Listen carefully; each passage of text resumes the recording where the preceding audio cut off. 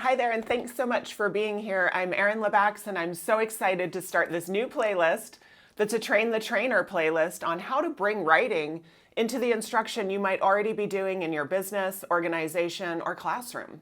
If you're a writing teacher, welcome. That's great too. You might be able to use some of these strategies in the business writing classroom or helping students get ready for practical writing in the workplace. And I know often supervisors are the ones helping people with their writing too. So I hope this series will be helpful for everyone. Please feel free to leave questions anytime.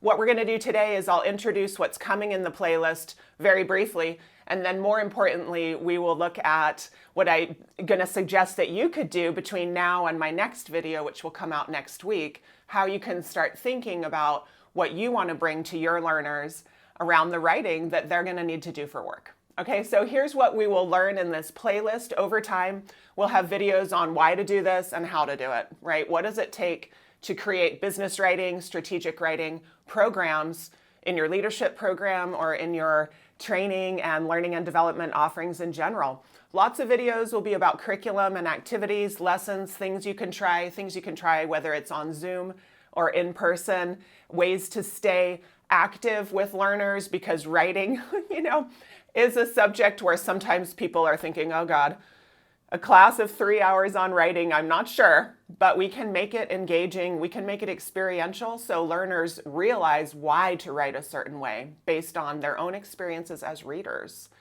And then we'll look at a lot the two goals of intentional writing. Often your learners will have learned about being clear and informative, but will not have learned about being relational. So we're going to cover both. And then, of course, lots and lots of strategies and even some writing kind of formulas that people can start with if they're feeling nervous. All right, so that's what's coming, and what I would suggest would be a great way to start thinking about either the class you might want to create, a new lesson, a new unit, or even a whole new program. I'll ask you, or I'll suggest that you think about these 6 questions. And next time, you'll see in the coming slides here how we're going to use that to help you create your learning objectives. So who are your learners? What kind of writing do they need to do? What goals? This is a weird one. This might be a new one. People don't always think about writing as goal-oriented. So what goals are your learners trying to reach? Are they trying to sell things through emails and answer questions like a customer service person? Are they a leader giving feedback to their teams? What are their writing goals? Then we're going to look at, where do we want them? What skills do they need to meet those goals? But where are they now? And how can we fill the gap?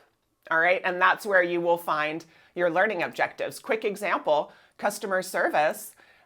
Maybe they're right now writing clearly, but kind of write long emails. And they do consider their reader to some extent, but we want them to be more concise and always think about their reader, individualize messages with some emotional intelligence. And so in that gap, right, is where we'll find our learning objectives and what we want to teach. So next time, you'll see we're going to start with that. What do your learners need most? I'll talk about 2 approaches that I've found are easy for people to connect to that you could begin with. And we'll start thinking about what learning objectives you might want to have in your writing classroom, your writing unit, or even your writing program. Thanks, and I'll see you next time next week.